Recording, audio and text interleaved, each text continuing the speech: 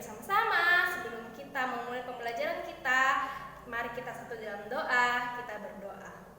Bapa di dalam kerajaan surga, terima kasih Tuhan sudah tolong kami sepanjang hari ini. Saat ini kami akan bersama-sama belajar. Tuhan kiranya menolong dan mampukan kami supaya boleh mengikuti materi dengan baik. Terima kasih ya Tuhan, ini doa kami. Amin. Oke, anak-anak sudah siap? Silakan menyiapkan buku kalian, buku tulis dan buku cetaknya ya. Kita akan bersama-sama memulai pembelajaran biologi online pertemuan ke-3. Nah, sebelumnya pertemuan kedua kita sudah sama-sama membahas tentang jaringan tumbuhan. Jadi ada 2 jaringan ya. Yang pertama itu adalah jaringan meristem. Yang kedua itu adalah jaringan dewasa. Oke, kalau kalian sudah benar dalam menyebutkannya, berarti kalian sudah paham. Masing-masing jaringan memiliki bagian-bagiannya. Kalau kalian belum mengerti, tolong ulang kembali video pembelajaran kita pertemuan yang kedua. Sekarang, materi yang akan kita bahas tentang organ pada tumbuhan. Oke, organ pada tumbuhan. Organ pada tumbuhan itu ada 3 ya, akar, batang, dan daun. Selengkapnya, mari bersama-sama melihat video pembelajaran berikutnya. Kita akan bersama-sama melanjutkan pertemuan kita yang berikutnya atau materi kita yang berikutnya. Karena pertemuan kemarin kita sudah membahas tentang struktur dan fungsi jaringan. Sekarang kita mau lihat fungsi jaringan itu pada organ tumbuhan itu sendiri. Oke, yang pertama kita akan melihat, ini ya. Yang pertama adalah akar. Jadi mari memperhatikan anak-anakku. Oke, ini adalah akar. Nah, ada zona maturasi atau pematangan. Ada zona pematangan. Aduh, mana ini?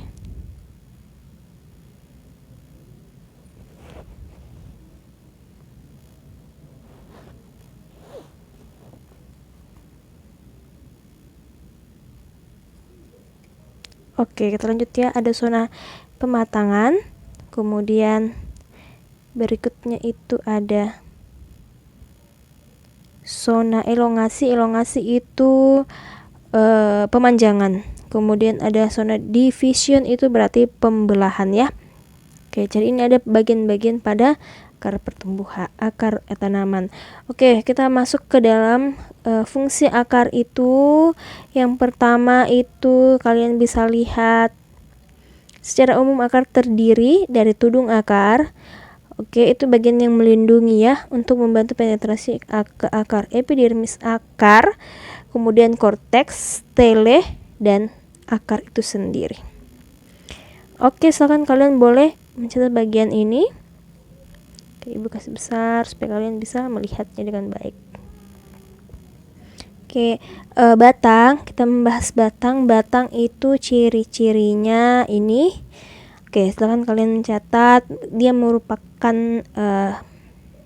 sumbu tubuh utama, berbentuk panjang dan bulat, kemudian tumbuhnya menuju cahaya. Berbeda dengan akar ya, akar itu dia tumbuhnya menuju ke inti bumi atau menjauhi cahaya. Kalau batang itu menjauhi inti bumi tapi mendekati cahaya. Kemudian dia mengadakan percabangan. Kemudian dia umumnya tidak berwarna hijau kecuali pada tumbuhan yang berumur pendek atau berumur muda ya. Fungsinya, oke, ini bisa kalian lihat ya karena Ibu kasih perbesar. Menghasilkan dan menyanggah daun, tempat penyimpanan makanan, misalnya tebu, sagu dan aren. Alat perkembangbiakan secara vegetatif dan alat transportasi. Oke deh. Ini batang. Jadi ini perbedaan batang dikotil dan batang monokotil. Kalau batang dikotil dia mempunyai kambium. Ini ya. Yang ini kambiumnya. Sedangkan monokotil itu tidak ada kambiumnya. Dikotil ya yang ada kambiumnya.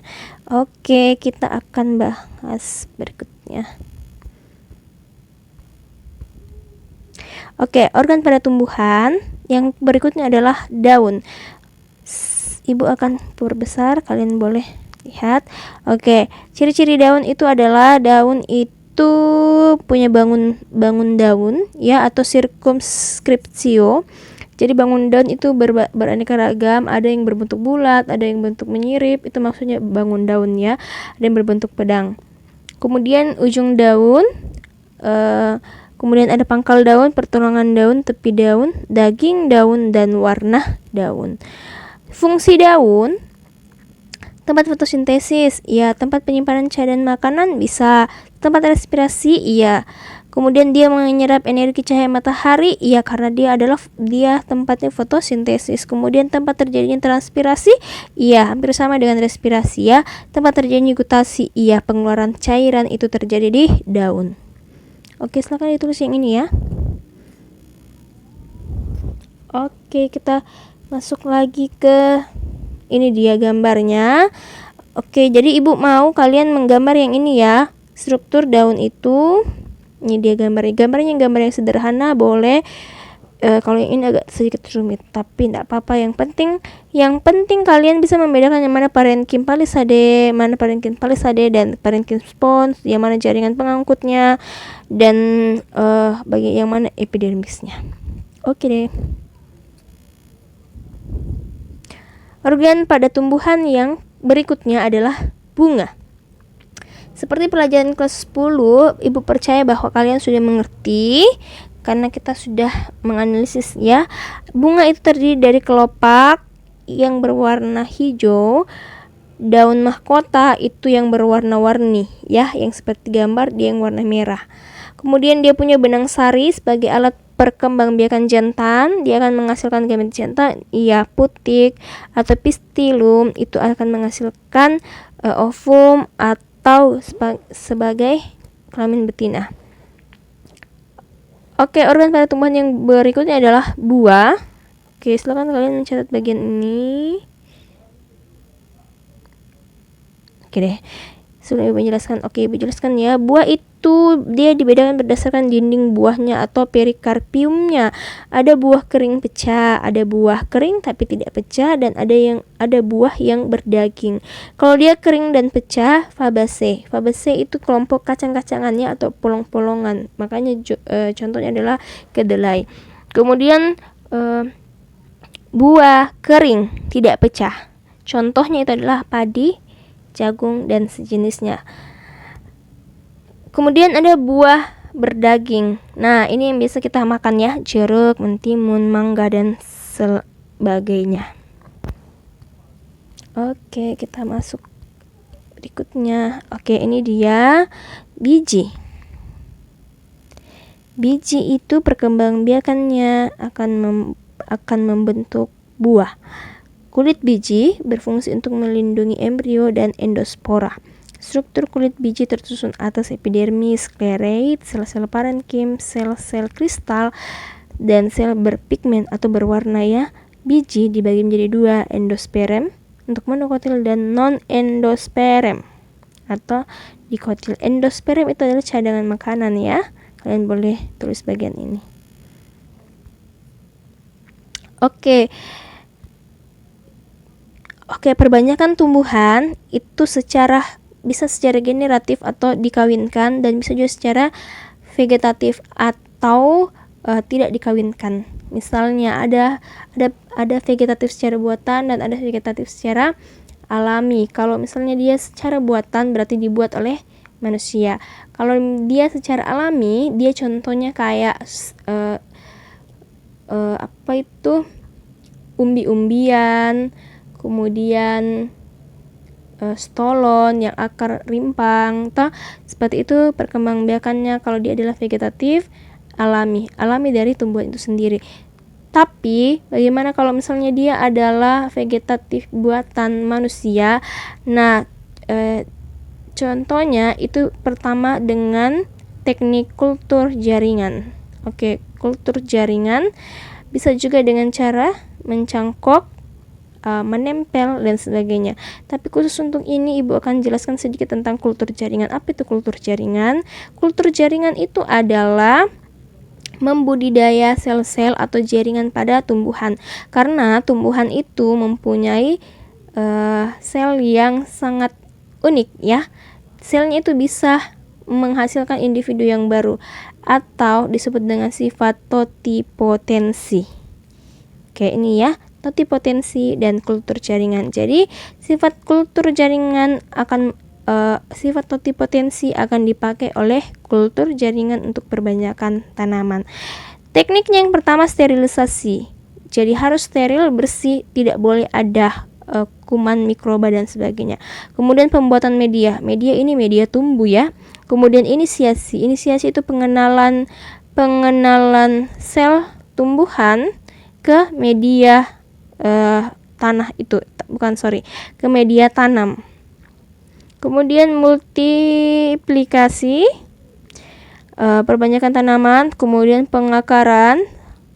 Tahu kan pengakaran, terus aklimatisasi. Aklimatisasi ini dia penyesuaian suhu atau lingkungan tanaman yang baru dengan lingkungan yang ada. Oke, secara singkat seperti ini ya. Teknik kultur jaringan. Jadi kalian boleh searching gambarnya atau mengikuti gambar ini boleh. Untuk keterangannya tidak masalah kalau tidak ditulis karena tidak terlalu jelas ya. Apa-apa. Oke deh. Terima kasih untuk perhatian kalian. Ibu mengucapkan terima kasih banyak sudah mengikuti penjelasan ini. Jadi Ibu menyatakan bahwa jaringan tumbuhan telah selesai. Kita akan melangkah ke materi yang berikutnya. Terima kasih.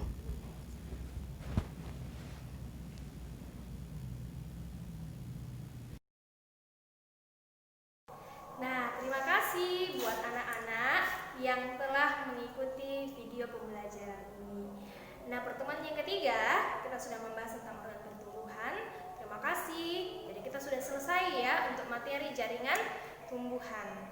Ada tugas yang akan Ibu sampaikan bagi kalian. Tugas yang pertama, silahkan mencatat apa manfaat serabut sklerenkim pada tumbuhan bagi manusia. Apa manfaat serabut sklerenkim pada tumbuhan bagi manusia? Yang kedua, tuliskan contoh-contoh tumbuhan yang memiliki serabut sklerenkim. Nomor 2, tuliskan tumbuhan yang memiliki serabut sklerenkim. Oke, terima kasih. Ingat ya, batas tugasnya dikumpul. Kita akan menutup pembelajaran kita hari ini. Nah, Ibu berharap kalian sudah menyiapkan materi untuk pertemuan berikutnya. Pertemuan berikutnya kita akan ulangan harian. Wih, tenang, gampang. Ulangan hariannya babnya bab sel, kemudian jaringan tumbuhan. Oke? Jadi 2 materi ya, babnya sel dan jaringan tumbuhan. Kita akan sama-sama ulangan harian menggunakan aplikasi Google Meet. Jadi Ibu memohon supaya kalian menginstal aplikasi Google Meet. Kita akan berjumpa ke pembelajaran pertemuan yang keempat. Kita akan menutup pembelajaran kita hari ini. Terima kasih buat anak-anak yang boleh berpartisipasi. Sebelum kita menutup pertemuan kita hari ini, kita akan bersama-sama berdoa. Mari kita berdoa. Tuhan Yesus yang baik, terima kasih Tuhan sudah tolong kami boleh belajar, boleh mendengarkan penjelasan hari ini.